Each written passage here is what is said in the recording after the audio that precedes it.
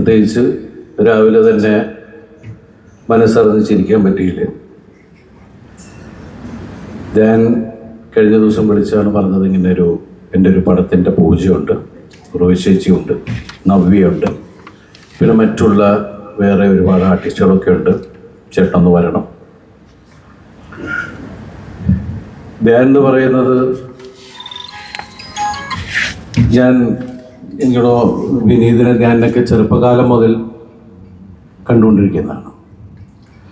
അത് ഞാൻ ഏറ്റവും സ്നേഹിക്കുന്ന ആരാധിക്കുന്ന ശ്രീനേട്ടൻ്റെ മക്കൾ.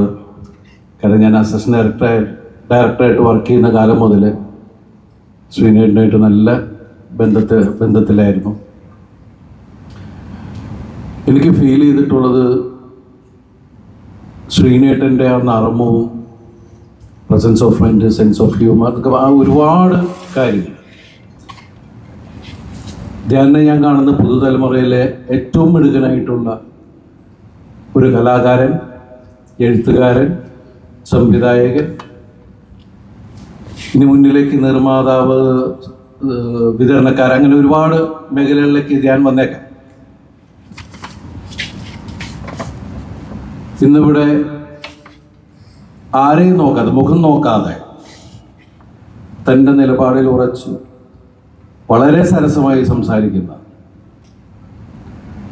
ധ്യാനിന് എല്ലാവിധ ആശംസകളും നേരുന്നു.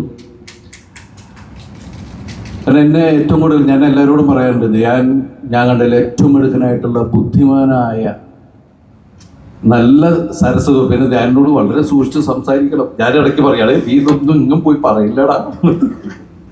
കാരണം നമ്മൾ ഉള്ളു തുറന്ന് സംസാരിക്കാൻ പറ്റുന്ന ഒരാളാണ്. പക്ഷെ എന്ത് പറയുമ്പോഴും അതിൽ നർമ്മമുണ്ടെങ്കിൽ അത് വേറെ ആൾക്കാർ അറിഞ്ഞിരിക്കും, അല്ലേ? എന്തായാലും വലിയ സന്തോഷമുണ്ട് ഇന്ന് ഈ വേദിയിൽ നിൽക്കാൻ സാധിച്ചത്, ഈ ഫംഗ്ഷനിൽ പങ്കെടുക്കാൻ സാധിച്ചത്. അതുപോലെ എനിക്ക് ഏറ്റവും പ്രിയപ്പെട്ട നായികയാണ് ഉർവശി.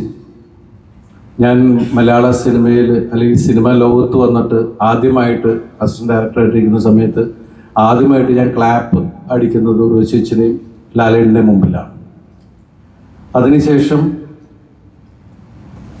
ഉർവശിയുടെ കൂടെ ഒരിക്കലും ചിന്തിച്ചിട്ടില്ല ഉർവശിയുടെ പേരായിട്ട് അങ്ങനെ ഒരു കഥാപാത്രമായ മീൻസ് അങ്ങനെ ഒരു സിനിമ ചെയ്യാനോ. കേശു ഈ വീടിൻ്റെ നാഥൻ എന്ന സിനിമയിൽ ഉർവശിയുടെ ഭർത്താവായിട്ട് അഭിനയിക്കാനൊക്കെ സാധിച്ചു. കാരണം ഞങ്ങളുടെ ഒരു വണ്ടർഫുൾ ആക്ട്രസ് എന്ന് പറയുന്നത് എടുത്തു പറയുന്ന ഒരാൾ തന്നെയാണ് ഉർവശി. ചേച്ചി ഇവിടെ നിന്ന് വന്നിട്ടില്ല. അതുപോലെ എനിക്ക് പ്രിയപ്പെട്ട ഒരു നായികയാണ് നവ്യ. ഞങ്ങൾ ഒരുമിച്ച് ഒരുപാട് സിനിമകൾ ചെയ്തിട്ടുണ്ട്. സിനിമകളെല്ലാം വലിയ വിജയങ്ങളായിട്ടുള്ള സിനിമകൾ തന്നെയാണ്. 100-150 ദിവസം കൂടിയ സിനിമകളായിരുന്നു. അപ്പോൾ അവരൊക്കെ ഒരുമിക്കുന്ന ഈ സിനിമ വലിയൊരു വിജയമാവട്ടെ. ഇതിൻ്റെ നിർമ്മാതാവ് ഗഫൂർ മലയാള സിനിമയിലെ ഏറ്റവും വലിയൊരു നിർമ്മാതാവായി മാറട്ടെ എന്ന് ആശംസിക്കുന്നു. അതുപോലെ ഇതിൻ്റെ സംവിധായകൻ്റെ പേര് രാഹുൽ മുരളീധരൻ അല്ലേ? അദ്ദേഹത്തിനും എല്ലാവിധ ആശംസകൾ നേരുന്നു. നീതു പുതിയ സിനിമകൾ ഉണ്ടാവട്ടെ, നന്നായിട്ട് എഴുതാൻ സാധിക്കട്ടെ. എല്ലാവർക്കും ഇവിടെ വന്നിരിക്കുന്ന എല്ലാവർക്കും എല്ലാ ഐശ്വര്യവും നന്മകളും നേരുന്നു. ഈ സിനിമയിൽ വർക്ക് ചെയ്യുന്ന എല്ലാവർക്കും ഓൾ ദി ബെസ്റ്റ്.